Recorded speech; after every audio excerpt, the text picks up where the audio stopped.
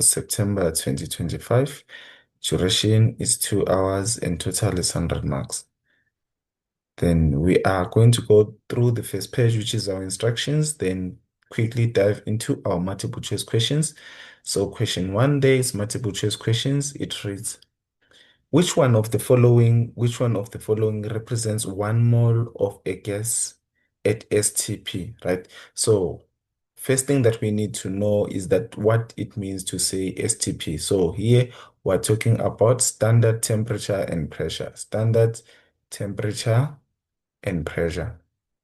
Okay, so standard temperature and pressure like that. Okay, so now according to this, we know this 1 mole of any gas occupies a certain volume, right? In terms of what STP there, right? So according to this, if we can just like quickly go through our periodic table or the data sheet there, we are actually going to take note of the values that we are given there. For example, here we're given the molar gas volume of anything at STP there, right? So STP of a gas, which is your Vm there, is actually going to give you a value of 22,4 dm cube, right? So now to go back there to our formulas there, we are going to have the first one that says A there, which is your 22,4 dm cubed, and then the other one is 28, which is incorrect there. Then the next one is 32, which is also incorrect. And then this one is 44,8, which is also incorrect. So the only correct answer there is going to be A, which is equivalent to 22,4 dm cubed of Ar, which is your argon. Then to proceed to question 1.2 reads the number of atoms in one formula unit. So the number of atoms in one formula unit of copper 2 sulfate there, right? So now we need to know the number of atoms that are actually found here in copper sulfate, right? So in terms of this, we're going to look at this formula, which is CuSO4 like that. Therefore, it means here what we're having, we only have one copper. Then I'm going to say 1 plus, then also our sulfur, we only have 1. Then plus, how many oxygens do we have? We're having a total of 4. So if we add that, we're going to get a value of 6. So it means our correct answer there is going to be B. And then these others are incorrect. Then we're going to proceed to question 1.3, which reads, study the equation below. Study the equation below, and then this equation is the one that we're given there.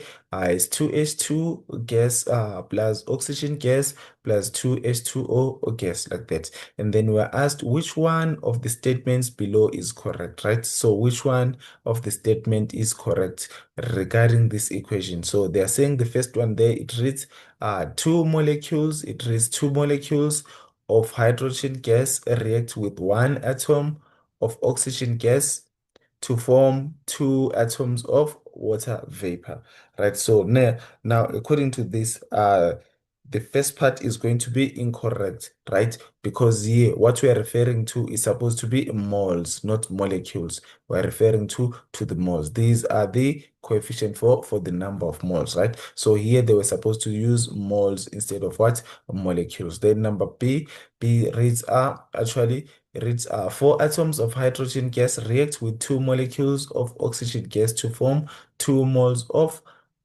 water vapor. Again, this part that says atoms there is incorrect. And then the second part also for molecules is incorrect. And then the last part there is the only part that is correct. So B is also incorrect. Then C reads 2 moles of hydrogen gas, which is true, reacts with 1 mole of oxygen gas, which is true, and then to form 2 moles of water vapor, which is also true. So it means our correct answer there is going to be option C. So the correct answer there is going to be our option C. Therefore, automatically this one is going to be incorrect because they are talking about what? Grams there. Then we are going to proceed to the next question, which is our 1.4.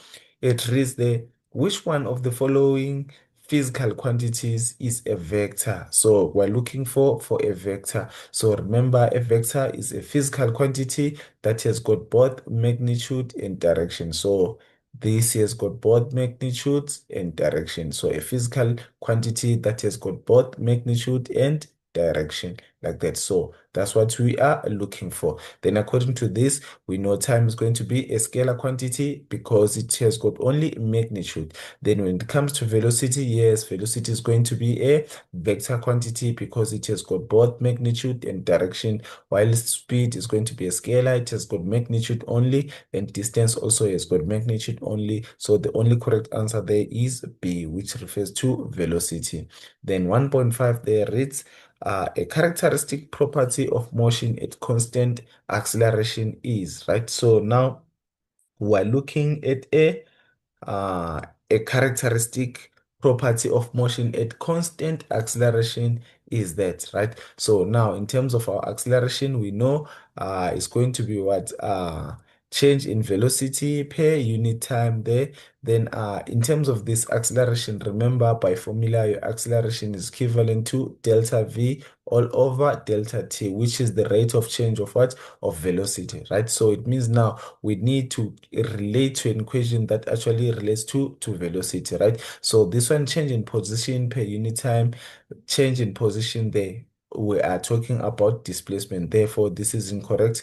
Then B, there is change in velocity per unit time, right? So change in velocity there per unit time. So therefore, it means our correct answer has to be B. Then C says there velocity remains constant for the duration of the motion, which is incorrect there. Then D there, if velocity remains constant for the duration of the motion, it means your acceleration is going to be what?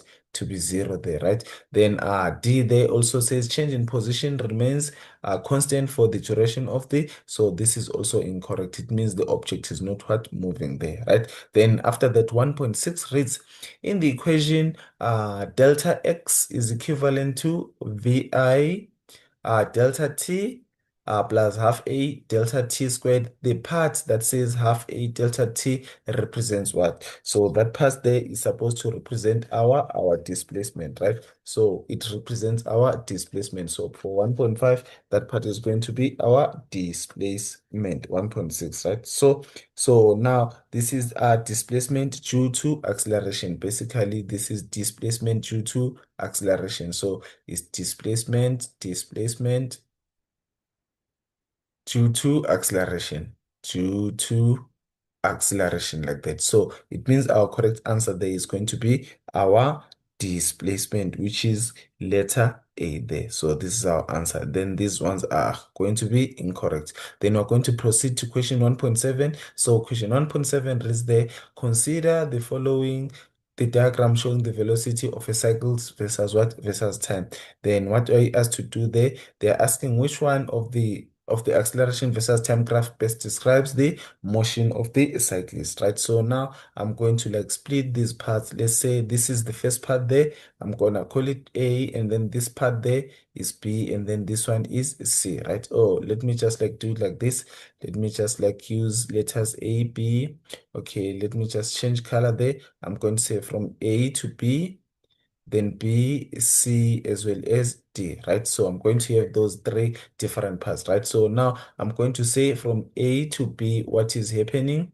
What is happening in terms of A to B? Let me just like label this graph so that it makes it easier. Let's assume this is our time there. 1, 2, 3, 4, 5, 6, 7, 8, and 9, continues like that, 10. And then here again, I'm going to use maybe let's say 2, 4, 6, 8, 10, like that. So these are just hypothetical values, right? So in terms of this here, AB, I want to calculate my acceleration, right? So remember your acceleration there in meters per square second, right? So it means now in terms of my acceleration, I'm going to say my A is equivalent to delta V all over delta T. Remember, it's change in velocity over change in what? In time. So in terms of this, what's my velocity there? Initially, I started at 0 between A and B, from 0 to 4, right? So it means my VF there is going to be 4 minus my initial, which is 0. And then my time there, I started at what? At 0, and then I'm at 2. Therefore, it's same as 2 minus 0. Therefore, I'm going to get an acceleration of 1 meters. I'm going to get a value of 2 into 4 there. I'm going to get a value of 2 meters per square second, right? So 2 meters per square second. Then after that, now I'm going to look at the velocity again between B and C, right? So I'm going to say B to C. What's happening? B to C there, I'm going to say my acceleration is equivalent to delta V all over delta T. Therefore, in terms of this, what's my acceleration, my velocity there? Can you see it's actually constant? So if we're having a constant velocity here, it means our acceleration automatically is going to be zero, because we're going to say 4 minus 4 all over, then the time from 2 to 6 is going to be 4, right? So at the top there, you're going to get a value of what? 0 divided by 4. So this is now what? Undefined. Therefore, B there, it means now we're having a constant velocity, a constant acceleration, a constant velocity. Therefore, we're going to have an acceleration of 0. So the answer there is 0 meters per square second, right? Then between C and D, what is happening between C and D? Again, in terms of my acceleration, so my acceleration is changing velocity all over changing time. Therefore, I'm going to say my velocity final there, according to this, is at 8 there. So I'm going to say 8 minus there. Then where did I start? I started at what? At 4 there, right? So all over 4 there, then divided by the time there. So the time we started at 6, now we're at 9. So 9 minus 6 is equivalent to what? To a 3. Therefore, I'm going to have a 4 all over 3. Therefore, I'm going to get a value of what? So if I say 4 divided by 3, therefore divided by 3, I'm going to get a value of 1,33, right? So it means my answer there is 1,33 meters per square second, right? So now we're asked in terms of the graphs, right? So in terms of the graphs, it means here we're having a velocity of like 2, then from B to C is going to be 0, then we're actually going to have a value of what? 1.33. So we're looking for a graph that is going to be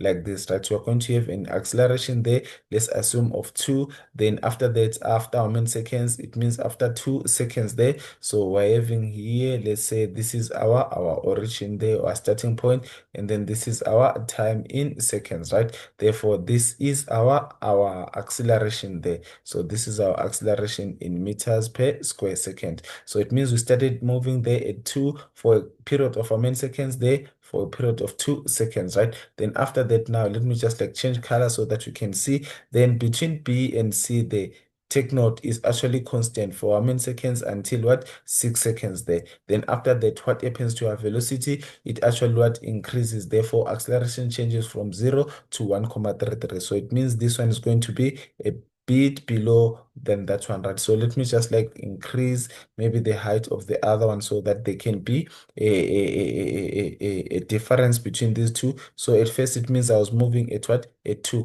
Then the second one is going to be what? To be low. So we're looking for a graph that is going to look like this. So according to this analysis, you can see they were having our A. It means my A there, my A to B is actually going to be bigger. Can you see? And then the other one is going to be lesser there. So it means our correct answer there is going to be option B. Therefore, we proceed to the next question, which reads, these others are incorrect because here these velocities are equal. If we can look at the acceleration there, so the acceleration is actually equal there, but according to the information that we're given, it was not what? Equal. So now we proceed to the structured questions, which is question 2 there. So question 2 reads, sodium thiosulfate, which is this Na2S2O3, reacts with 400 cubic centimeters of hydrochloric acid solution, then which is your HCl there, of concentration 0,15 mole per dm cubed, according to the following unbalanced equation, right? So this equation is unbalanced, right? So now they are asking us to rewrite the equation as a balanced equation, right? So the first thing, of course, we're supposed to balance this equation, right? So by the look of things there, we're going to start by looking at maybe sodium, which is our Na, right? So if we look at Na on this other side, right, you can see that your Na is got 1, and then this side you are having, I mean, 2 Nas, right? Therefore, we're going to say, let me just like rewrite this equation there at the bottom. So I'm having Na2 S2O3, then I will for now leave out those H symbols and all. So HCl there to give me sodium chloride. So I'm going to space there, and then NaCl, then plus my sulfur again, plus my sulfur, then plus my SO2, then but the last one is going to be plus H2O, like that. Okay, so now let's look at our sodium there. If we can look at our sodium on our left there, we're having two of them, but on my right there, I'm only having one. Therefore, it means now I should actually multiply by a coefficient of what? Of 2, right? So if you can take note, if I multiply this Na by a coefficient of 2, this 2 is also going to affect my Cl. So if my Cl is now affected, it means now this side I'm also going to correct, because now the number of chlorines are no longer what? Equal. So I'm going to put a coefficient of 2. Therefore, if now I'm having a coefficient of 2, you can see on my left there, I'm having how many hydrogens? Two hydrogens. And also on my right there, I'm also having two hydrogens. So it means now the hydrogens are balanced, right? Then if I look at sulfur there, I'm having two sulfurs. And then if I can get this side, I'm having the first one and the second one. It means my sulfur is balanced. Then oxygen, I'm having three here. And then here I'm having 2 plus 1. And then which is 3 there. So it means now my balanced equation is going to look like that. So that's the balanced equation that they are looking for, right? So now then we proceed to question 2.2, which says calculate the. So we're asked to calculate the number of moles of HCl, right? So we're looking for the number of moles of HCl added to sodium thiosulfate, right? So in terms of this, now we're actually going to say, what are we given there according to this data? This is the volume, right? So 400 there is going to be the volume. Let me just say data on this side there. This is the data that we're having there. We're having a volume which is equivalent to 400 cubic centimeters. Then we're also going to have a concentration, which is your C there, of 0.15, right? Mole dm cubed, right? Mole per dm cubed. Then the final one there, we are going to have our n, which are our number of moles, right? So these are the ones that are in question, right? So this is the formula that you're going to manipulate according to the data that you're given, right? So we're going to say our concentration there. Let me just like scroll a bit. So concentration according to the formula, concentration, right? So we're asked in terms of HCl, I'm going to say bracket HCl there.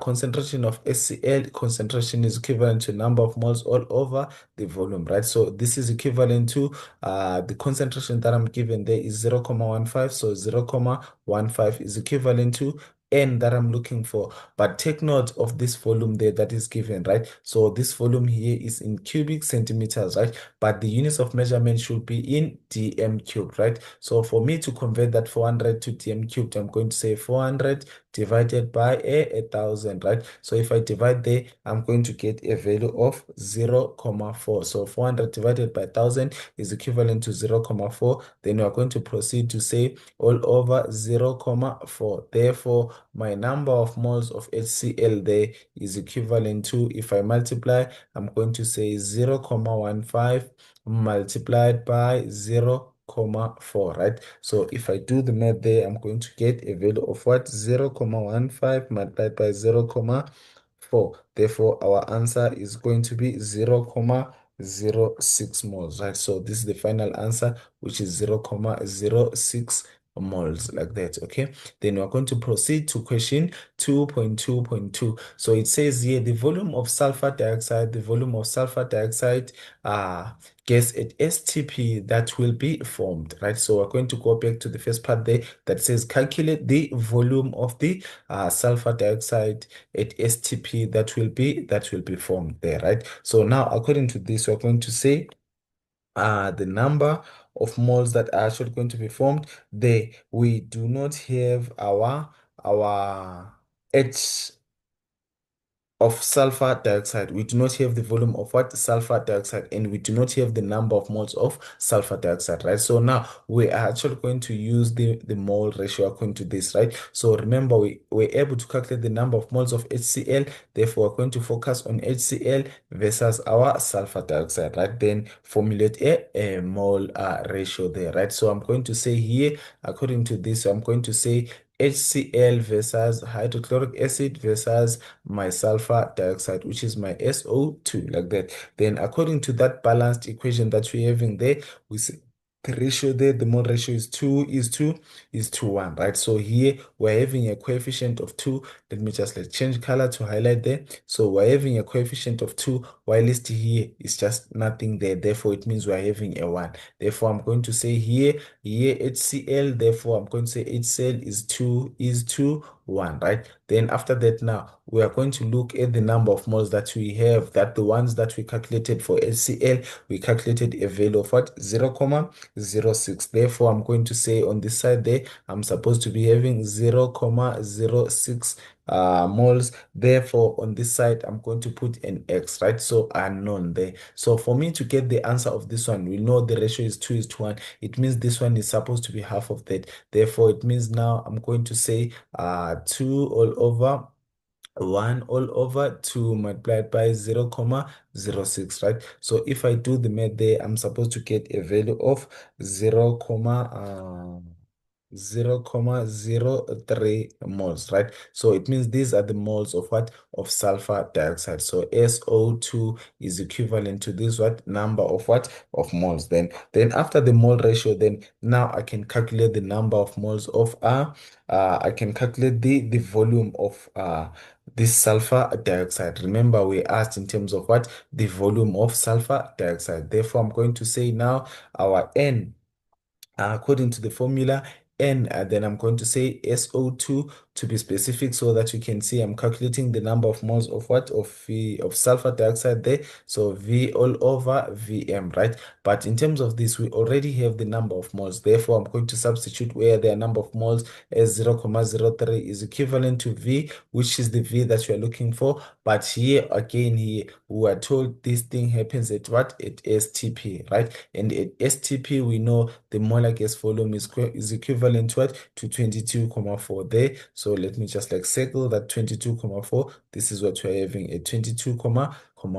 If I can just rotate real quick there so that you can see this is the 22.4 that we're looking for. Therefore, I'm going to say there all over 22.4, right? So 22.4, that's my value of Tm. So I'm going to say the volume there that is produced of sulfur dioxide is equivalent to 0.03, and then I multiply by 22.4, right? So if we do the math there, we are supposed to get a value of what? So I'm going to say 0.03 multiplied by 22.4. So our final answer there is going to be 0.672. So it's going to be 0.672, right? So it's the volume there. Therefore, I'm supposed to say in what? In dm cubed. Then after that, it means we are done with question 2.2.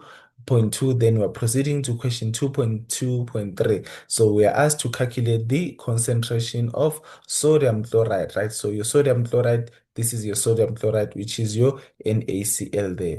If I can highlight there, so this is the NaCl that you're looking for there. So it's a bit clumsy. Let me just erase there. So in NaCl, that's the one that you're looking for in terms of its concentration, right? What are we also given there? In 250 cubic centimeters of the solution, right? So this means this is our volume, right? So now for us to calculate this one, again, we're going to use the mole ratio from the balanced equation, right? So we're going to compare our HCl, since is the first thing that we're able to calculate is number of what? Of moles. So I'm going to use this HCl versus my sodium chloride. Can you see it's 2 HCl versus 2 NaCl? Therefore, I'm going to come back here and say there I'm having let me just split this page into two like that. Then this is now question what? This is question 2.2.3. So I'm going to say 2.3.2.2.3. Therefore, the ratio according to this, I'm supposed to compare HCl versus my sodium chloride, right? So NaCl, right? So according to our coefficients there, we agree this is 2 is to 2. Therefore, I'm going to say the ratio there is 2 is to 2, right? So if you can simplify this one, so it means this one is the same as 1 is to 1, right? Again, remember our number of moles for HCl, we already calculated them to be 0,06, right? So it means here, since the mole ratio is 1:1, it means this side also I'm going to get a value of at 0,06, right? So it means now the number of moles of NaCl is going to be 0,06, right? Then to go back again, they say they want us to calculate the concentration of sodium chloride. Therefore, I'm going to say, according to this formula, concentration of NaCl is equivalent to the number of moles all over the volume, right? So now in terms of this, we do not have the concentration. Therefore, I'm going to proceed to say C is equivalent to the number of moles I'm given there is 0,06, right? All over the volume, right? So if we can look at this volume there, again, is given in what? In cubic centimeters. Therefore, we are supposed to convert to dm cubed, right? So on this side, so I'm going to say 250 divided by 1,000 there, right? So if we can convert that one, 250 divided by 1,000, we're going to get a value of what? 0,25, right? So this is now in dm cubed. Therefore, I'm going to divide by that value there, which is 0,25. Therefore, if I can say 0,06, 0,06 divided by 0,25, 0,25, I'm getting a value of what? 0,24. So this is now in what? In mole per dm cube. So it's 0,24. I'm going to say mole per dm cube because this is what? This is our concentration then. So we are done with question 2.2.3. Then we're actually going to proceed to the next question, which is now our 2.3. They're saying the reaction can be used to extract sulfur. So this reaction can be used to extract sulfur from sulfur thiosulfate, right? Then determine the mass of sodium thiosulfate required to form 50 grams of this sulfur, right? So in terms of that, now we're supposed to go back again and say start by calculating the number of what? Of moles of sulfur, right? So why the number of moles of sulfur? Because there we have got the mass and then we have got the sulfur of sulfur. Therefore, we can calculate the number of moles from the formula. N is equivalent to M all over M. So we're going to focus first on sulfur. Therefore, let me just like go down there. So we're going to say in terms of sulfur, allow me to underline there. So the number of moles of sulfur is equivalent to M all over M, right? So this is equivalent to, according to the mass that is given there, we're told sulfur 50 grams of it. Therefore, I'm going to say 50 all over. Then from our periodic table there, if I can just like scroll down a bit there for our periodic table, you find that our sulfur there is 32, right? So I'm going to use a value of what? Of 32 there. So it means 50 divided by 32. So if I can say 50 divided by 32, I'm going to get a 50 divided by 32 is equivalent to 1,56. 1,56. So I'm going to get a value of 1,15625 moles, right? So these are the number of moles that I'm getting, right? So now I'm going to go back to the ratio again, to the ratio. Now, what am I comparing there? The ratio between my sulfur and my sodium thiosulfate there, right? So in terms of this there, if I can just like scroll up there, right? So my sodium and my sodium thiosulfate, right? So it means now in terms of this, what are we having in terms of this formula? The reaction can be used to extract sulfur from sodium thiosulfate, right? So if I can just like move on there at the top, right? So it means here, what am I having? My sodium thiosulfate there, it means the mole ratio there is actually, I'm having a 1 there, and then versus the 1 for sulfur there, you can see also I'm having only 1 sulfur. So I can just like come back there and write the mole ratio. So according to the ratio there, sulfur there is 1, sodium versus sodium thiosulfate, which is our Na2S2O3, right? All over. So the 1 is to 1, right? So that's the mole ratio then. If we're having the mole ratio like that, then how many moles did we actually calculate for sulfur there at the top there? We got a value of 156, 1,56. So it's 1,56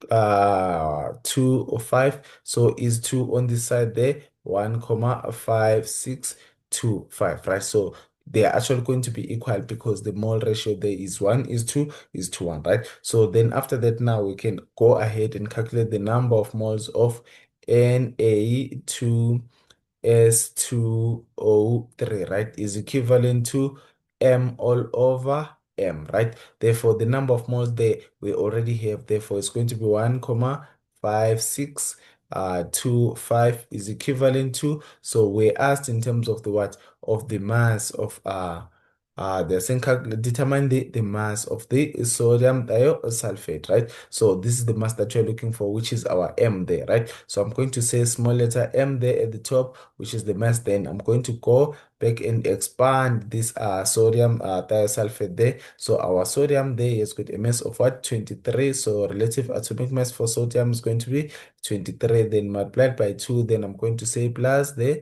Then I also have my sulfur, which is 32, and I'm having two of them. Therefore, I'm going to say 32 times 2, then plus, then the last one there is going to be my oxygen, which is 16 times 3, like that. So this is what we are having in terms of this. Therefore, we are going to proceed to say the 1,5625 is equivalent to M all over. So if we are to do the math there, I'm getting a value of 23 times 2 plus 32 by 2 plus 16 by 3. Okay, I'm getting a value of 158, right? So it's going to be 158. Therefore, my M there in terms of this, to make M the separate formula, I must cross multiply. So it's going to be 1,5625. Then I multiply by 158, right? So to get my mass there, right? So I'm going to say my 158, 158 multiplied by 1,5625, which is equivalent to 246, 875. So it's going to be 286. So it's going to be, so my M there is equivalent to 286, 246, sorry, 246 there, not 86, 246, 246, 246, 875. So 875 grams. So this is how we calculate our question number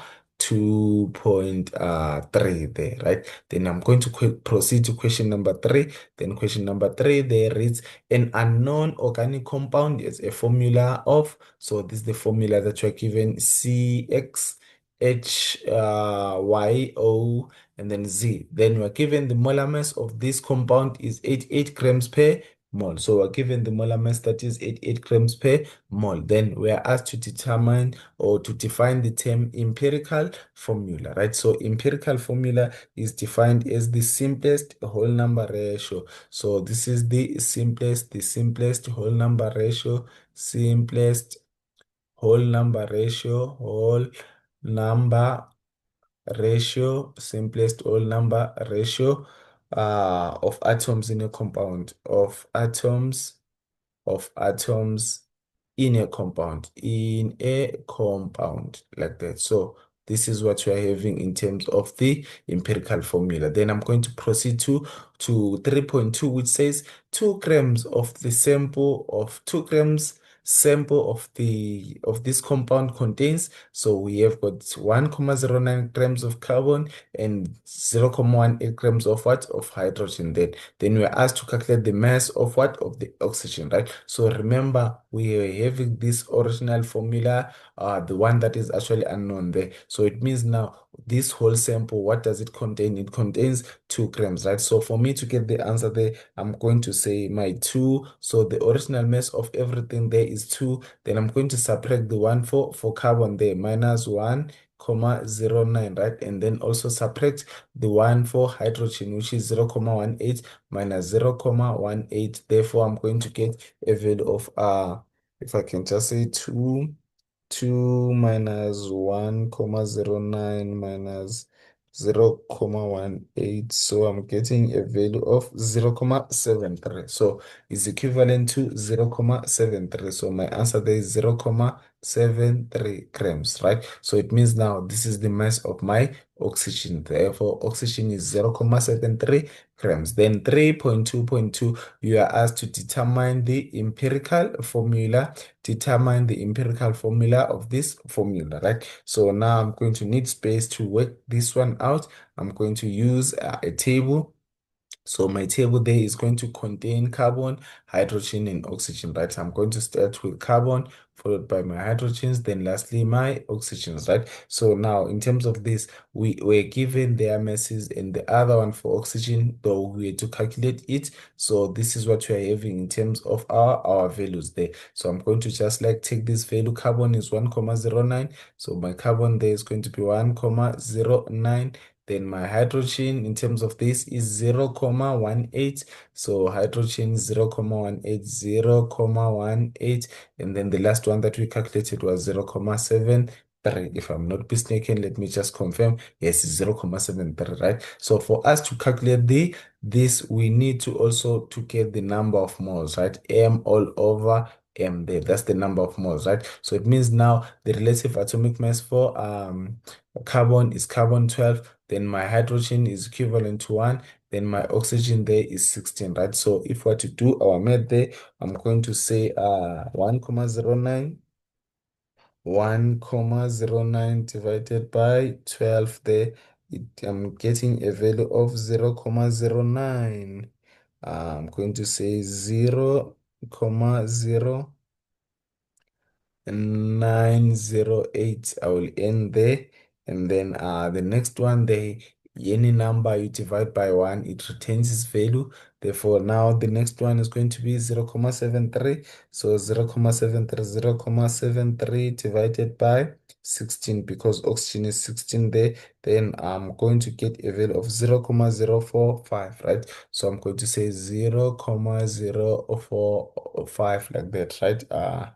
It continues 6 and stuff, right? So now in terms of this, now this is what I'm having in terms of my moles, right? So the next one, I'm supposed what to divide by the smallest number of moles, divide by the smallest, right? So the smallest what number of moles, right? So I'm going to look at these values.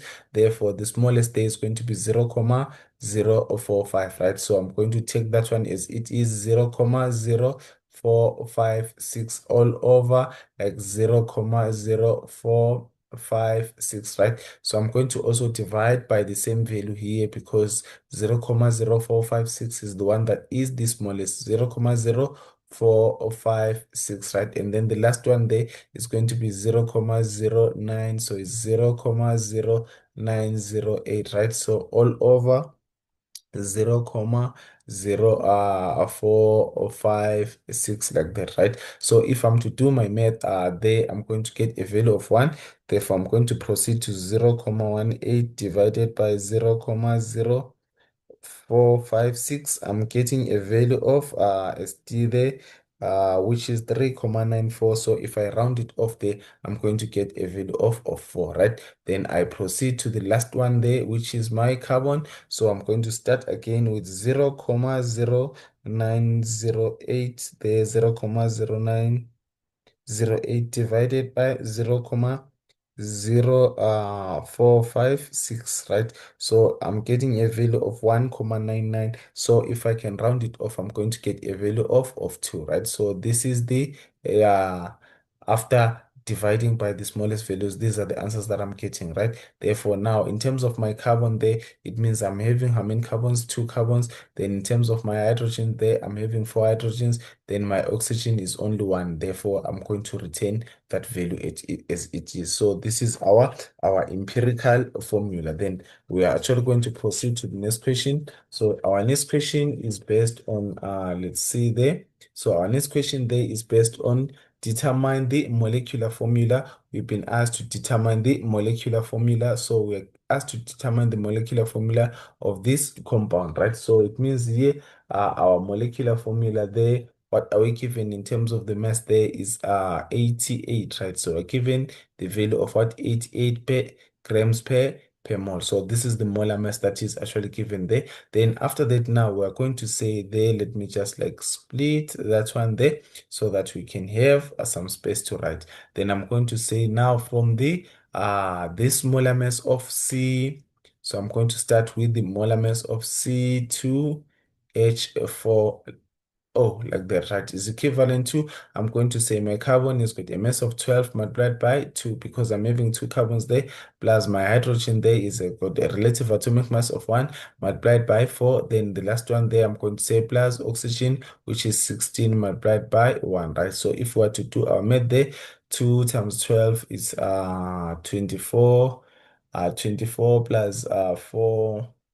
28 plus 16, getting a value of what is it 44 there, right? So I'm going to get a value of what 44 grams per mole, right? So it's 44 grams per mole, right? So this is what I'm getting. Then after that, now from this value that you're given, we are already told this is 88, right? So I'm going to divide my 88 by 44, right, to get the ratio, right? So the ratio there is equivalent to 88 all over 44, right? So I'm going to get a value of what? Of 2, because 88 is 44 is the half of what? Of 88. Then after that, now what I'm going to do there is to take that formula that I already had at the top from the empirical formula. I'm going to say H4, then O, then I'm going to say bracket, then multiplied by what? By 2 there, right? Therefore, it means my answer there is going to be C, 2 times 4. 2 times 2 is going to be 4.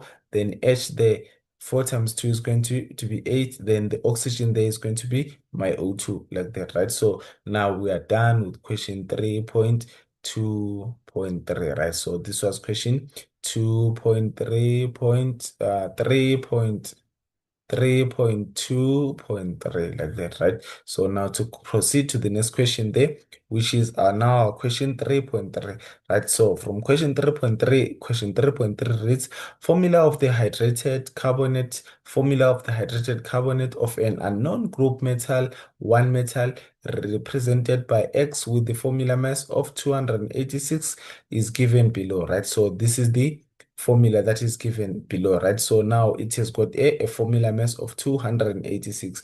Then they said, what is the general name for a substance in which water is not directly attached to uh, ion as indicated above, right? So what is the general name of for a substance in which water is not directly attached, so it's not directly attached to the metal ion as indicated above, right? So this is referred to as what? Water of crystallization, right? I'm going to say this is referred to as water of crystallization, right? So crystallization, like that. Okay. So then that's the answer that we're looking for. Then after that, now we are going to proceed to question 3.3.2, which says they determine by calculation, right? The unknown group 1 metal represented by X in the formula, right? So that's what we are looking for there. I'm going to now say, let's calculate what we are given in terms of this. So in terms of this, I'm going to say equate these two to that there, right? So it means here I'm having an X2, then CO3 there, then dot there, then 10 H2O is equivalent to that value there, the formula mass that you're given, 286, right? So in terms of this now, I'm going to say let's formulate that X there to be the subject of the formula, right? So for us to get this one as the subject of the formula there, I'm going to say there, how many x's do I have there? It's going to be what? 2 multiplied by x there. So it's going to be 2x, right? So 2 multiplied by x is going to be 2x, right? I'm going to add there plus, then bracket there. What am I having? I'm having my carbon, which is 12 there. So it's 12 multiplied by 1, also plus. Then I'm going to have my oxygen, which is 16 multiplied by 3, 16 by 3. And then after that, I'm going to say add again, right? So how many of these do I have there? I'm having 10 H2s, right? So it means 10 times 2. What am I going to get a value of 20, right? So it means, remember, hydrogen has got a relative atomic mass of 1. So it's going to be 10 multiplied by 2 there because we're having two hydrogens. Therefore, I'm going to say bracket 10 times 2. Then after that, I'm going to say plus. Therefore, we're also having our oxygen there. So our oxygen there is going to be multiplied by also by 10. Therefore, I'm going to say the relative atomic mass for oxygen is 16, then multiplied by 10. Therefore, this should be giving us an answer of 286, right? So just to retain these values, this is going to be 12. Then I'm going to say plus again 2x plus 12 plus 16 times 3 it's going to be a value of 48 there. So 48, then I'm going to say plus. Then after that, 10 times 2 is equivalent to 20. Then plus 16 times 10, which is equivalent to 160, is equivalent to 286, right? So let's quickly do the math on our left there to see what you're going to get. So it's 12 plus 48 plus 20 plus 160. So it gives us a value of 240. So it's going to be 240. Therefore, I'm going to say 2x plus 240 is equivalent to 286, right? So now we're supposed to make x the separate formula. Therefore, I'm going to transpose there. So I'm having 286, then subtract the 240, right? So it means 286 minus 40. What do I get? So let's just say 286 there. I'm going to get a value of what? 46, right? So it means my answer there is 46. So 2x is equivalent to 46, right? So that's a 2 there. Therefore, after that, I'm supposed to make x the substitute formula. Therefore, I'm supposed to divide there. So it's 2, 2. Therefore, your x there. So x into 46 is going to be 2 into 4 is 2. So it's going to be 23, right? So this is the relative atomic mass that we're actually getting. Then after this now, we're going to refer to our periodic table to see where we can find our 23, right? So according to this, we can see there we're actually having our sodium, which is 23. So our answer there, it means our x there represents our sodium. So your x is equivalent to your sodium like that. So that's how we're supposed to attempt question 3.3.2. Then we're going to proceed to question 4, which is now the physics part. Then it reads there, Sam is training for a marathon. He jogs from his house to the mall for 25 minutes. So the period of time that he jogs there is 25 minutes. And then he returns back he turns back around and continues to jog straight to the park for 35 minutes. Then when he gets to the park, he sits down to rest, right? So it means that the park there. So according to this information there, he started from here. Where did he go to? He went to the mall. He jogged to the mall, right? Then according to the statement there, it says he then turns back around and jogs straight to the park, right? So he takes this part and then returns until he gets to the park there. So this is his final destination, or his final location was where? At the park like that. Okay. So now the first question is there. Define the term distance. So distance is actually defined as the total path taken, right? So this is more of like the total path taken, right? Total path taken, or the route that you actually took, right? So how much distance did you travel? So it's the total path that is actually what taken, right? Then I'm going to proceed to 4.2, which is there. Calculate the distance covered. Calculate the distance covered. So we're looking for the distance covered by Sam during his jogging session to the mall, from his house and then to the park. So it's more of like the total distance that he actually traveled there. So I'm going to say there, so my distance is equivalent to, according to this, allow me to write at the top there. So my distance is equivalent to, so he started from his home to the mall, and then they were given a value of what? 3,000. Therefore, I'm going to say 3,000. Then I'm going to say plus. Then if I look, then I was told he went back, right? So it means before he got to the park, he passed through his what? His home or his house, right? So from the mall to his house, then it's also again going to be the same distance, which is 3,000. Then after that, he passes his home, goes to the park, which is 1,200, right? So therefore, if we were to do our math there, I'm going to say 3 plus 3 is 6, so it's more of like 6,000 plus 1,200. So I'm going to get a value of 7,200 meters. So the total distance traveled there is 7,200 meters. So that's how we calculate the distance traveled. Then after that, we are asked to calculate the average speed. So we're asked to calculate his average speed for the entire jogging session, right? So what we need to take note of there is that how do we actually calculate our average speed, right? So it means there I can say from my DST there, I can automatically say my V is equivalent to distance over time, right? So d over change in what in time, right? So it means my distance that he actually traveled there, he traveled a total distance of 7,200 meters, right? All over the time, right? So now the total time that he took there, I'm going to add these times there, 35 plus 25, right? So 35 plus 25 there, if I can just like add here, 35 plus 25 is going to give me a value of how many minutes? 60 minutes, right? But remember, the units of measurement for time is in what? Is in minutes, right? Is in seconds. So I'm supposed to convert these minutes to seconds. Then how do I go about that one? I'm supposed to say 60 times 60 because an hour, this is equivalent to an hour there. So an hour is made out of how many minutes? 60 minutes. And then each minute is made out of how many seconds? 60 seconds, right? So I'm going to punch that as it is on my calculator there. I'm going to say 7,200 divided by 60 times 60. Therefore, I'm going to get a value of 2 there.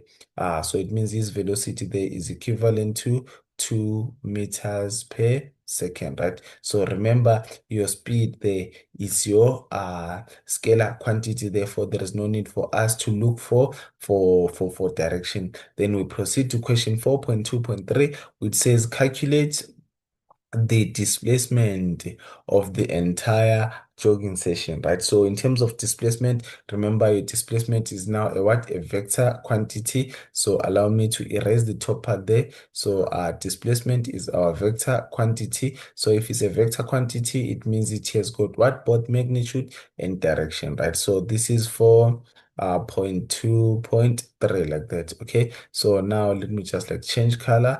Then this is equivalent to what are we looking for? We're looking for our displacement, which is same as what? Delta x. This is our displacement, right? So now I'll take to the right, going to the right or east there, right? As being what? Positive, right? So I'm just going to say positive there. East as being what? Positive, like that. Okay. So then after that, I'm going to say the first time that he took his jog there, he headed towards the east there, right? So and then he jogged for how many meters? So I'm going to say this is equivalent to 3,000. Then after that, he went back, right? So he passed his home. So it means now he's heading in the opposite direction. Therefore, I'm no longer going to use a positive, but I'm going to say plus, then minus 3,000 there, right? And then again minus, after that minus, how much distance there did he travel again? 1,200. So 1,200 like that, right? So if I can just like expand my bracket there, what am I going to get? A plus multiplied by a negative, I'm going to get a negative, right? So I can easily write it like that. Therefore, my answer is going to be 3,000 minus 3,000 is 0, then minus 1,200. So my answer is negative 1,200 meters, right? So remember, we chose to the right as positive or east as positive. Therefore, it means now we're getting a negative value. So it means now he's heading in the opposite direction. So my final answer there is going to be 1,200 meters to the west. To the west, or you can say to the left.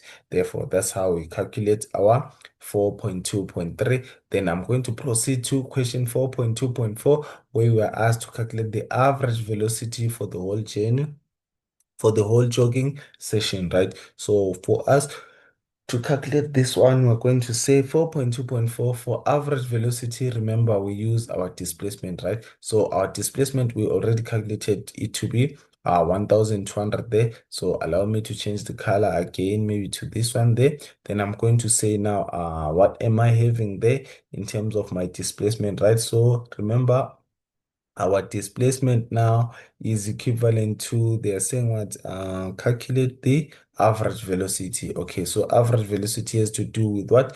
Displacement. So I'm going to say V is equivalent to delta x all over change in time, right? So now my displacement there, I already calculated it to be 1,200. Therefore, I'm going to say this is a 1,200, right? So remember, I was heading west. Therefore, I'm going to put that negative there all over the time that it took, right? So remember, it's going to take the same time there. So remember, we said 35 plus 25, right? So these are the times that we're having, 35 and 25. Therefore, if we added there, we got a value of what? Of 60 minutes. Therefore, for us to convert that 60 minutes to seconds, we're going to say 60 multiplied by 60. Therefore, now it means here I'm going to get a 1,200 divided by 60 times 60, which is equivalent to uh, uh, 1,200, all over 60 times 60. So I'm getting a value of 0.33 meters per second, right? So it's equivalent to a negative 0.33 meters per second, right? So now as my final answer, I can just say, since it's a negative value, so it means it's heading in the opposite direction, 0.33 meters per second. Where is it going now? It's no longer east, it's now what? To the west, right? So west, like that. That's how we actually go about that question. Then I'm going to proceed to question 4.3. So they're saying here, why are the speed in 4.2.2 greater than the velocity in 4.2.4? Okay, so in terms of this here, the differences that we actually have here is that speed is more of a scalar quantity. So we're going to talk about speed as being what? A scalar quantity. Then velocity as a vector quantity. So that's how we're actually going to answer this one. So speed is a scalar quantity. So it means here we added the total path length that has been traveled, whilst on this other end here we used our displacement, right, from start to the finish. So those are the differences there that actually make the difference in what? In terms of the velocity. Then I'm going to proceed to the next question that says there, that says there, uh it says 4.4. It says there, use a vector scale diagram and represent Sam's displacement from the time he jogged from his house to the mall until he stopped at the park to rest. Right? Use the vector scale diagram. So we're looking for a vector scale diagram there for him that he actually used to jog from his house until he got there. Right? Then after that, now it says here, uh all relevant information is all relevant information in the diagram. Use the following scale there that says 1 centimeter is to 1,000 meters, right? So we're supposed to use this scale there, right? So then now for us to draw this, we are going to say where did he start from? So I'm going to start where he started there. So he started from the house, right? So going to this direction, right? So he started from his home to the mall, right? So I'm going to say this is my first part there, from his house, okay, to to the mall, right? So I'm going to draw something like that there. So then after that, I'm going to say this is the first displacement there, right? So this is displacement number one. Displacement, remember, we represent it by delta x. This is the first displacement. Then after that, where did he go? He went back to the he passed his home to the park, right? So it means now this is the second displacement there. This is my delta x, which is number two, right? Then the final there, remember we calculated our resultant to be how many there? To be 1,200 meters to the what? To the west, right? So it means my line for the resultant is to go in that other direction. Therefore, I'm going to start my resultant here going to the left like that, right? So I'm going to get a value of what? 1,200. Therefore, I'm going to say this is my resultant, right? So this is my like that. So these are the values that we are going to have there.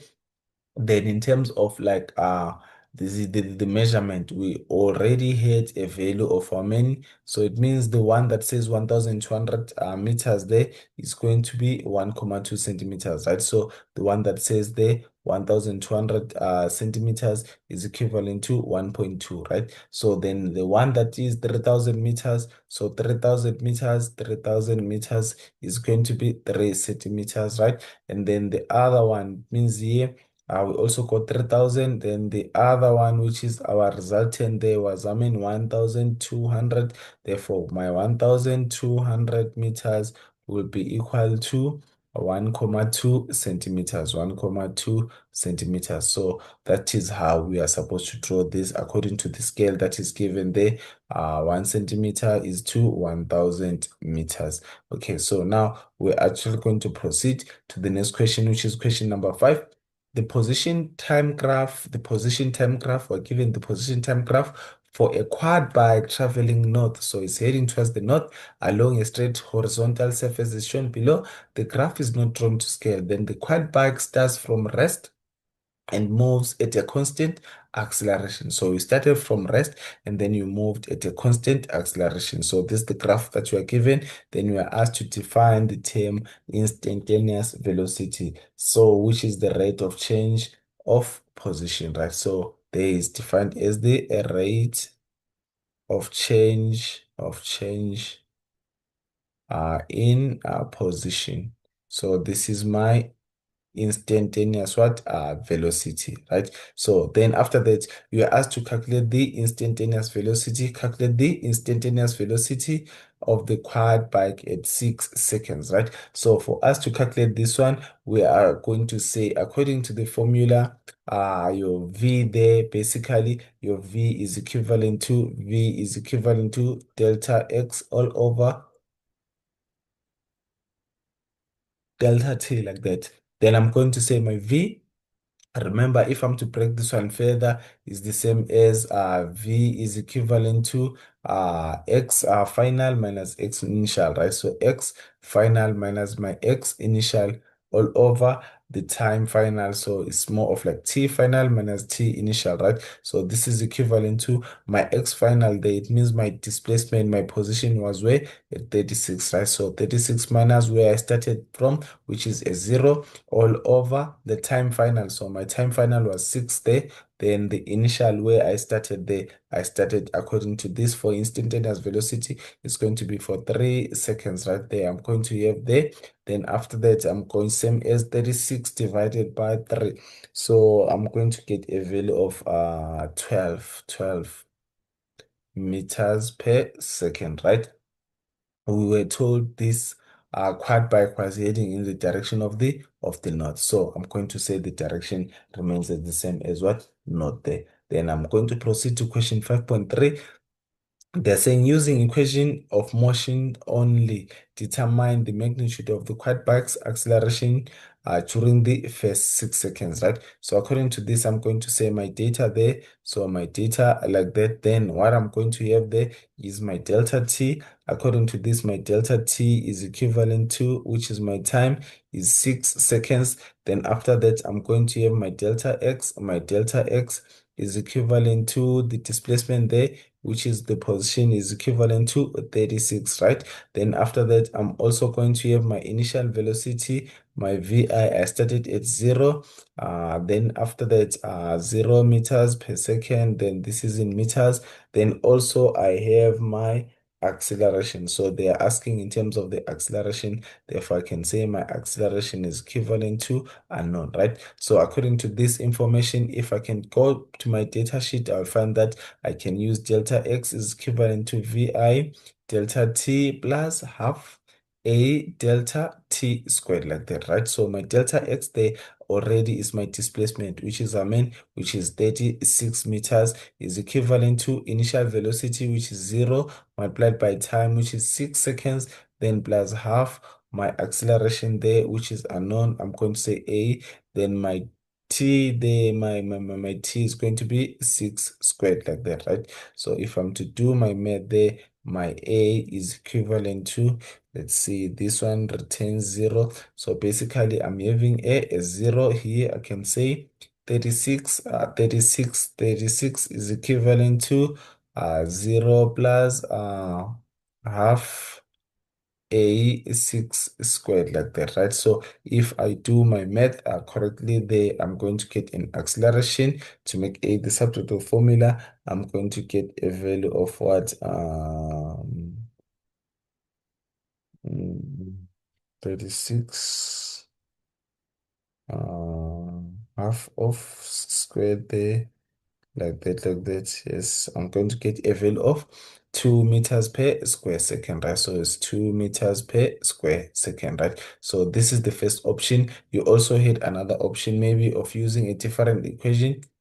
Or we could have said Vf squared is equivalent to Vi squared plus 2a delta x there. So same as Vf squared is equivalent to Vf squared, which is your final velocity, Vi squared plus 2a delta x, 2a delta x, like that. So it means my final velocity there is 12 according to our calculations there. It's going to be 12 there, 12 there at the top. So it's 12 squared. I'm getting this from that top part there is equivalent to, where did we start? We started at 0. Therefore, I'm going to say 0 squared, then plus 2 bracket my acceleration that I'm looking for, and then my displacement there was, 36, right? So if you are to manipulate this one there, you are supposed to get the same value there, which is more of 144 is equivalent to 0 plus 2 times a is 2a multiplied by 36, I think it's 72 there.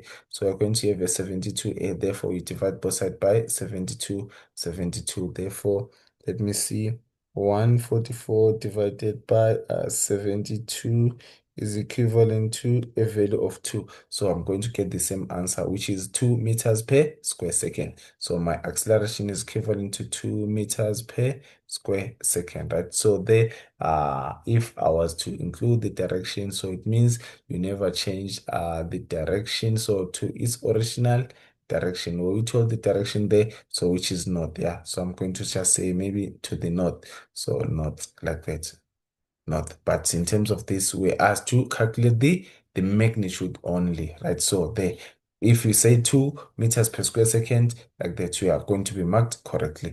Then I'm going to proceed to question number 6, which says consider the following velocity time versus time graph for a Gautrain traveling from Centurion to Midrand in the Gauteng, right? So then after that, it reads here, how many times so we are having a velocity time graph like that, right? So your time there is given in minutes. Take note whenever we are calculating, because your time should always be in seconds there.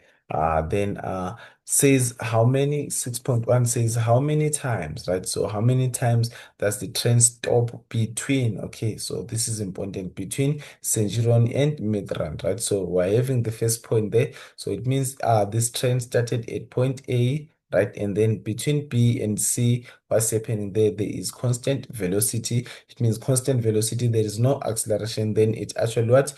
Slows down until 0, right? So there between 5 and 6 there, this is the first stop, right? So this is the first stop. Then actually it actually then goes from 6 until what?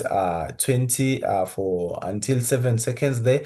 It increases its velocity to 20 meters per second. Then between F and G there is also constant. Then it slows down there, and then it has its second what? Stop, right? So the belief is that that point there, this is where we're having our mid-run, right? So I'm going to say mid-run there. So this is mid-run there. So I'm actually going to say MID. Then where did we start there? We started at Centurion. I just say send there, right? So it means this is the first stop, and then this is the second stop. When we are stopping now at Midrand there, this is the final distance, destination, right? So where you are actually going to go, where you are headed, right? So here, but what we asked, it says between. So it means there are how many stops? We only have what? 2 stops. So our answer there is going to be 2 stops. So the train stops twice. Then 6.2 reads there, how long, how long,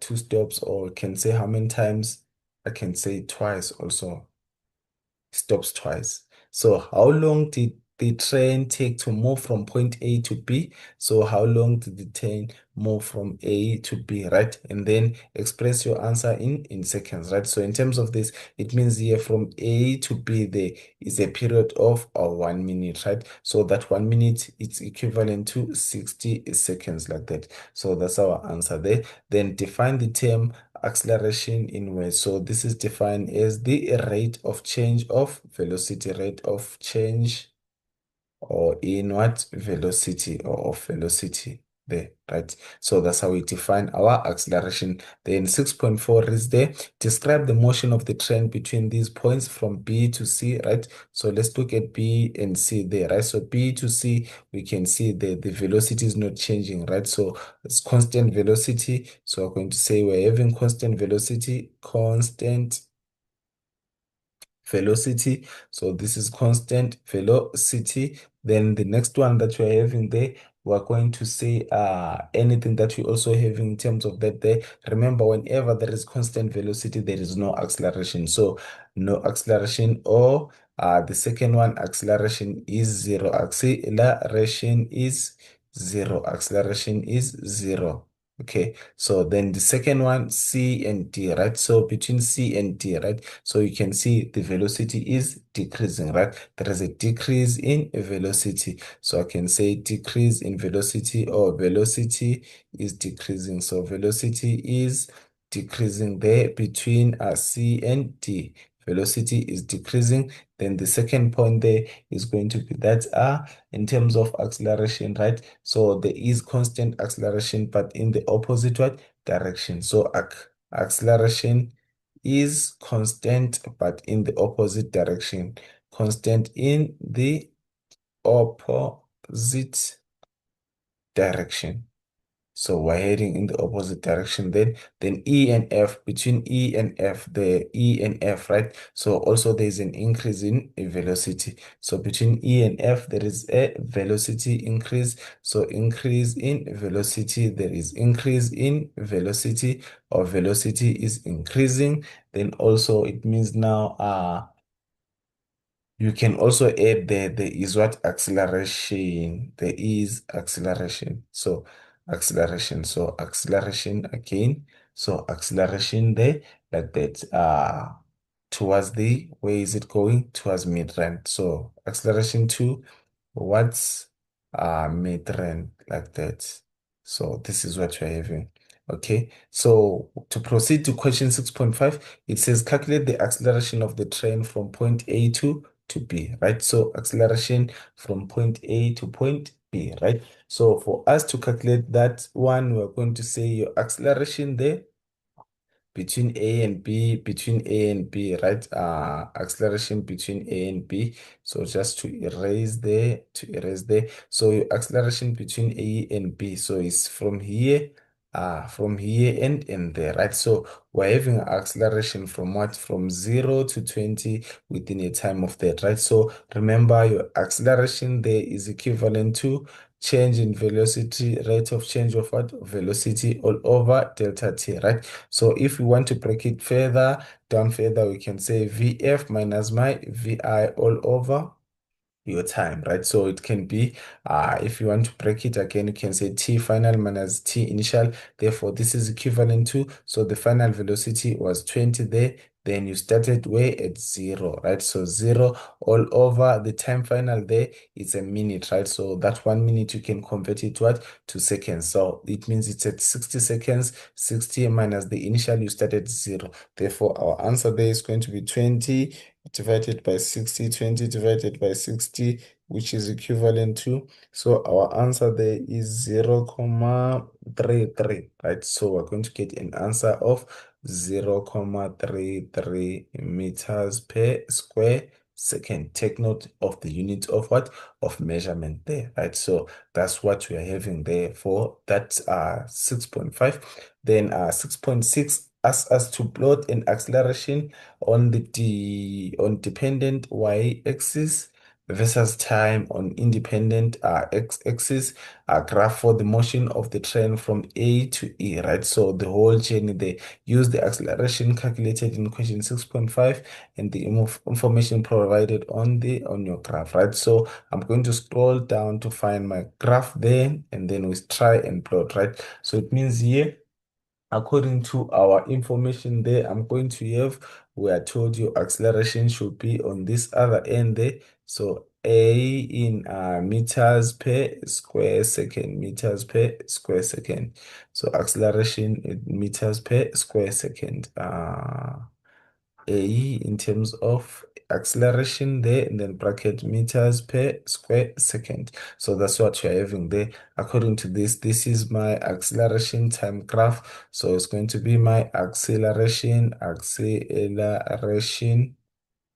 versus time graph. Okay, so this is what you're having then. Then after that, now we're supposed to look at the values that you're given, right? So there is the positive and the negative, right? So I can say from 0 until let me go back up there. From 0 to what? From 0 to what? Okay, so the maximum velocity was, okay, so this is the maximum acceleration that I'm having there, which is 0.33. So 0.33, so 0.33, so 0.33 there. I'm going to plot a value like let me just say here, from here, let me have my origin there. From there it's going to be 0 to 3. Okay, 0, 0. Let me have my origin there. And then after that, I'm going to like change this. Okay, so I'm going to say here, let's say I'm having my 0, 0.2, 0, 0.2, 0, 0.4, then 0, 0.6 like that. Then going down also, I'm going to have the same values there, which is a negative now 0, 0.2, 0, 0.4. It means I'm going to have a value of what? 0, 0.6 going in this direction, right? So there I'm going to have a line like that, then also populate it with what? With values there in terms of what? This is my time there, time in seconds, right? Therefore now, how much time did it actually take the total journey? Let's look at the time that it took the total journey there. So the total journey there is how many there until 14 minutes, right? So 14 minutes there means for me to convert that into seconds, I'm going to say 14 times 60. I'm going to get a value of 840. So 840. But okay, according to this, we asked to calculate, is it for the whole journey? From A to E. So let's me focus from A to E. Okay, so it's from here, this point here, until my E there, right? So this is my point E there, right? So it means it's for 6 minutes, right? So I'm going to say 6 multiplied by 60, which is a total of 360 seconds, right? So I'm going to get a value of 360 seconds. So let me just like scroll down there for 360 seconds, 360 seconds. Therefore, it means if I can say this first box there is 3, 6, 9, 12, 15, 18, 27. Okay. So for 36, 1, 2, 3, 4, 1, 2, 3, 4, 5, 6, 6, right? 36. Let me see if I say 360 divided by 6, what am I going to get there? 60. So it means here I can say 60, 126, 12, 180, uh, 24. Then 240 there, which is then 360, then continuing like that, right? Then after that, now let's plot our values there. So our values there, in terms of the first part there, we got from A to B there. Remember, we got our acceleration to be 0.33, right? For B there, just to refer there, this is the answer that we got from A to B, which is 0.33. Then after that, the velocity, they went constant, therefore your acceleration is 0. Therefore, just let me just quickly do that there, right? So it means here I'm going to have a value of 0, 0.33, right? So it means 1, 0, 1, 2, 3, 4, 5, right? So it means somewhere there, then until that point there, which is seconds there. So let me check the time it took. It was minutes. It was how many minutes there? It was a minute, right? So it means it's going to be seconds, 60 seconds, right? So it's going to be for 60 seconds there. So it means here, there, this is where I'm having there. I'm going to put that line there, right? So it's going to be from A to B. So this is my A to B, my first part there, which is A to B, like that. Then after that, now I'm going to say after that, what happened there to my velocity, it went what constant, right? Let me use a different color so that it's visible. Then after that, my acceleration went constant for until a point of what, of C there, right? C, I think until 180 or after 180. Therefore it's after 180. Therefore let me just like check to confirm the last parts, then we finish this graph. And then from C to D there is it's minutes. It's actually for B to C is 4, so it's 6, 12, 18, 24 until 24. Then there is a constant there. Okay, until 24. Then 24 they go down there, 24 until 24. Just to scroll down real quick there, 24, 24. So it's 2 until here. So it was constant for that period of time. Then after that it went down for CD, right? So it went down until a period of again 0.33. So it's 2 1, 2, 3, 4, 5. So in between there, somewhere there, right? So it's going to go down like that, dot line. Then here it's actually going to have to cross there, right? So to label my paths there, I'm going to say this is C to D, right? And then this is from B to C. This is from B until what, C. And then the top part there is A to what, to B, like that. Okay. So this is how we're supposed to attempt our paper there. With that being said, I hope you did enjoy.